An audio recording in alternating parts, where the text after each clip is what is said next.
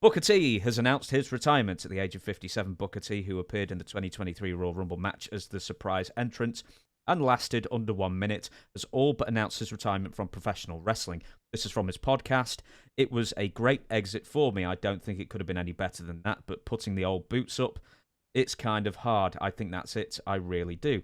I think that was the last time putting on the boots and getting back in the ring from that level. I think that's the last time I really want to do it too. At that level, I don't think it can be better than that, seriously. But I want to thank all the fans for that moment. Booker T retiring. Well, he needed a send-off. That's a good way to send him off. He has a school, I think, down in Dallas or somewhere in Texas, I think. And he's still in professional wrestling, except he's not actively performing anymore. He has a school, and I think he does shows in Texas, his own shows. But as far as actively performing in a ring, he's done. I don't blame him. There comes a point to where if somebody asked me to get in the ring, I said, you got to be kidding me. I said, you couldn't melt and pour me in a ring right now, because I see guys, I watch SmackDown because I have a little deal with Sportskeeda every Friday night. I watch SmackDown, and then I watch AEW at Rampage, and that's what I report on. Some of those bumps they take are ungodly, unbelievable. And if we had done that back in the day, well, first of all, we wouldn't have made it 2 years in the business, because we would have killed ourselves. Because one thing about concrete, it doesn't work. It won't work with you. And when you hit concrete, you've hit a wall. And when I watch some of these guys do this, I'm saying, and not so much in in those two companies, but if we'd have done that back in the day, we wouldn't have made it a year or two in the business, because you can't. Now, there was a lot of difference between working back then and working now. We worked. People said, oh, you guys were slow. No, we were smart, because we didn't have trainers. If you got hurt, guess what? You didn't get paid.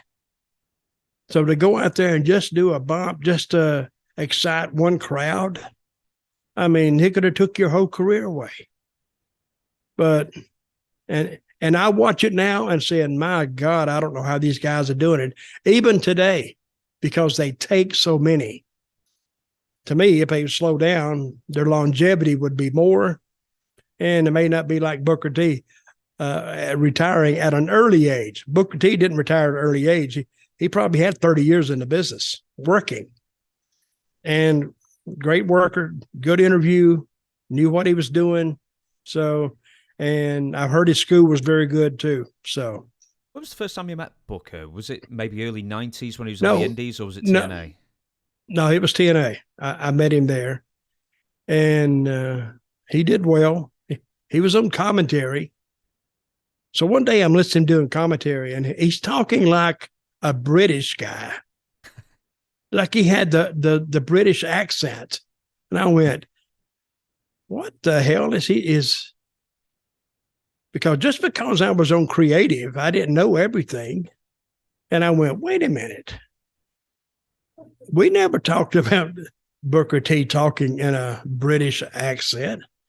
And then I asked, of course, Vince Russo was on creative too. I says, why is he talking in a British accent? And Vince watched less of the TV than I did sometimes. He says, he is. I said, yeah, why? He said, I don't know. Then I asked Jeff, I says, why is he talking in a British accent? He said, I don't know. So nobody knew why he was doing it. And it wasn't my job to confront him with it. But you know what I thought he was doing? I thought he was actually auditioning for another TV show. It's what I thought. And it's funny, in TNA, when we would get those guys from WWE and we'd ask them or tell them what we wanted them to do, they would question it. And then it took me a while to figure it out. But the guy, when we would give him the finish, whatever he was doing, whether he was going over, whether he was getting beat, DQ, whatever. We didn't know this at the time, and I figured it out later, or I thought I did.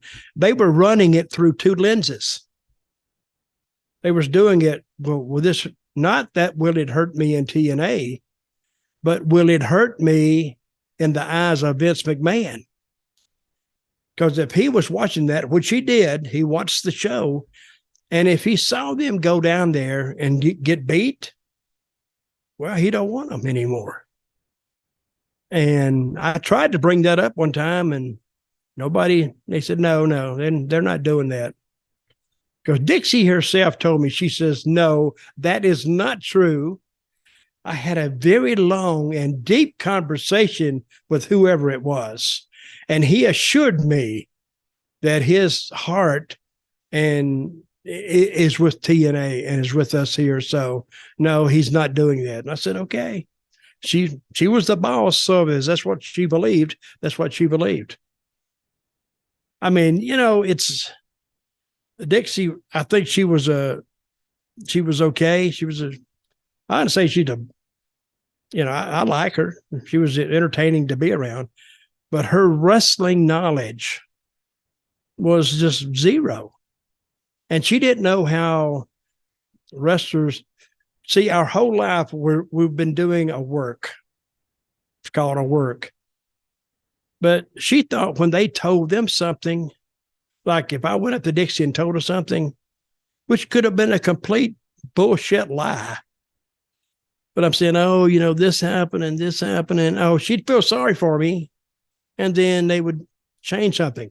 A lot of talent in TNA would actually go and seek her out during the tapings and tell them that why their finish was wrong and why we should have do it this way. And she would come to the back sometimes and saying, what are you doing with so-and-so?